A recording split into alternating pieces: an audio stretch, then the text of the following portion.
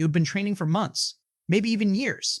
Your chest is developing, your shoulders are getting broader, your arms are filling out, but then you look down at your wrists, and they look like two pencils attached to your forearms. Tiny, narrow, fragile looking, and it kills the whole physique. You could have the best arms in the room, but small wrists make everything look weaker than it actually is. So today we are going to talk about why your wrists are small, what you can actually do about it, and the honest truth that most fitness channels are too afraid to tell you. Let's get into it. Before anything else, I need to be completely honest with you, because if you search this topic online, you will find 100 videos promising you that you can dramatically increase your wrist size with a few simple exercises. And I am not going to do that to you. Here is the truth. Your wrist circumference is largely determined by your bone structure. The radius and ulna, the two bones that form your wrist, are set by your genetics. You cannot grow bone width the way you grow muscle. No exercise, no supplement, no technique changes that. If you have narrow wrist bones, that is simply part of your frame. Now, before you click off, stay with me, because while you cannot change your wrist bone, you absolutely can change how your wrists and forearms look. And that changes everything. Why small wrists feel like cigaroble? Because it is not really just about the wrists themselves. It is about proportion. When your forearms are underdeveloped, when there is no muscle density around the wrist joint, the whole lower arm looks weak and thin. It creates a visual imbalance. Big upper arms, small forearms, tiny wrists. The whole arm loses its impact. And here is something most people do not realize. Forearm development makes your wrists look significantly thicker. Not because the wrist bone itself changed, but because the muscles and tendons surrounding the wrist add size and density to the entire lower arm area. So the real goal is not to grow your wrist bones. The real goal is to build your forearm so powerfully that your wrists look proportionate to the rest of your arm. That is completely achievable, and that is exactly what we are going to focus on today. Why your forearms are underdeveloped. Before we get into the fix, let's talk about why so many people have underdeveloped forearms even after years of training. Reason 1. You are not training them directly. Most people assume that compound lifting, rows, deadlifts, pull-ups, is enough to develop the forearms. And yes, those movements do stimulate the forearms. But for most people, especially people with naturally smaller frames, compound work alone is not enough. Your forearms need direct targeted training to reach their full potential. Reason 2. You are using straps for everything. Lifting straps are a great tool, but when you use them for every single pulling movement, every row, every deadlift, every pull down, you are removing the forearms from the equation entirely. Your grip never gets challenged. Your forearms never get fully stimulated. And over time, they fall behind the rest of your body. Reason 3, you are not training them with enough variety. The forearm is made up of many different muscles. The flexors on the inside, the extensors on the outside, the brachioradialis running along the top. If you only do 1 or 2 movements, you are only hitting part of the picture. The rest stays underdeveloped. And reason 4, your forearms are stubborn. Let's be real. Forearms and calves are the two most stubborn muscle groups in the human body. They are used constantly throughout the day, walking, gripping, carrying, which means they are already conditioned to handle a lot of work. To actually grow them, you need to push them harder than they are used to. More volume, more variety, more consistency. The circuses that actually work. Now let's get into the actual training. These are the movements that build real forearm size and density and make your wrists look significantly thicker over time. Exercise 1, WR wrist curls. This is the most direct forearm flexor exercise you can do. Sit on a bench. Rest your forearms on your thighs with your palms facing up.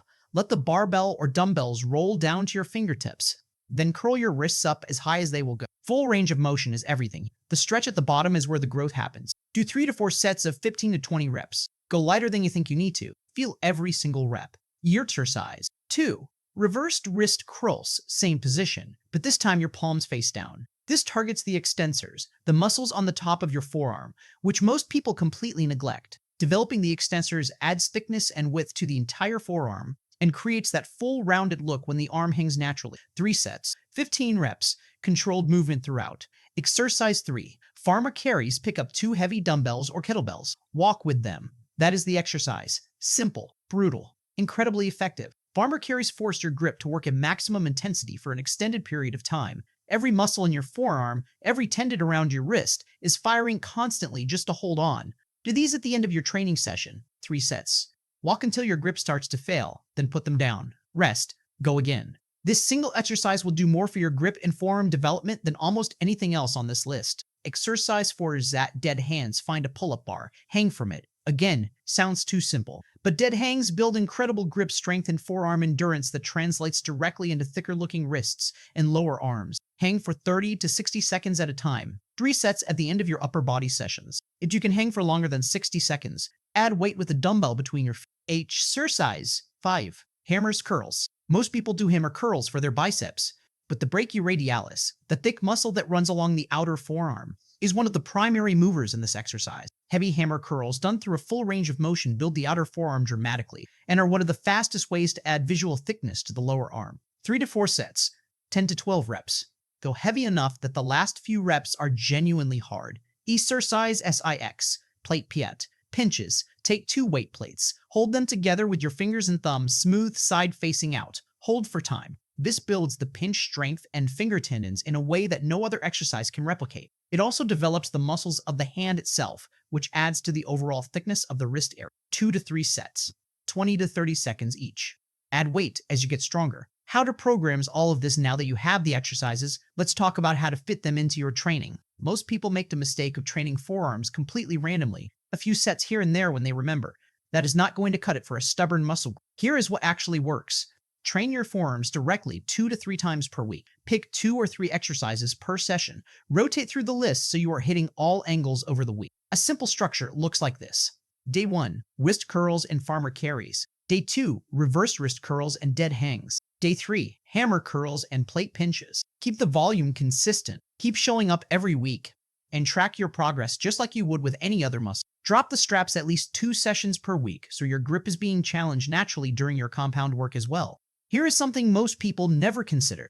Wrist size is relative. A wrist that looks small on a guy with massive forearms and arms looks completely different on someone with underdeveloped arms overall.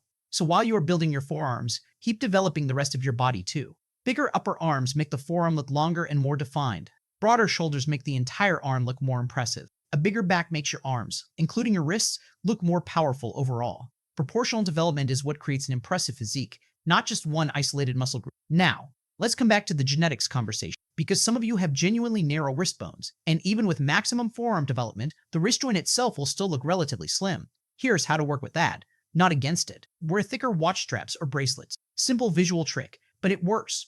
Develop your forearms as much as physically possible so the muscle surrounds and frames the wrist joint. Focus on overall upper body development so the wrist is seen in context of a powerful frame, not in isolation.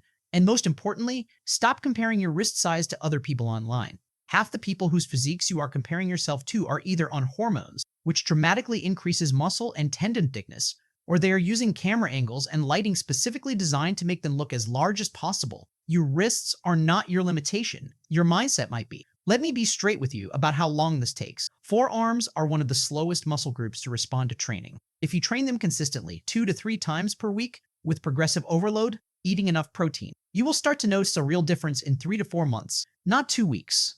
Not after one viral workout you found online. 3 to 4 months of consistent targeted work, and after 6 months, your forearms will look like a completely different body part. The wrist area will look thicker, the lower arm will have density and shape. Your grip will be noticeably stronger in every single lift. That is a real transformation, and it is 100% within your reach.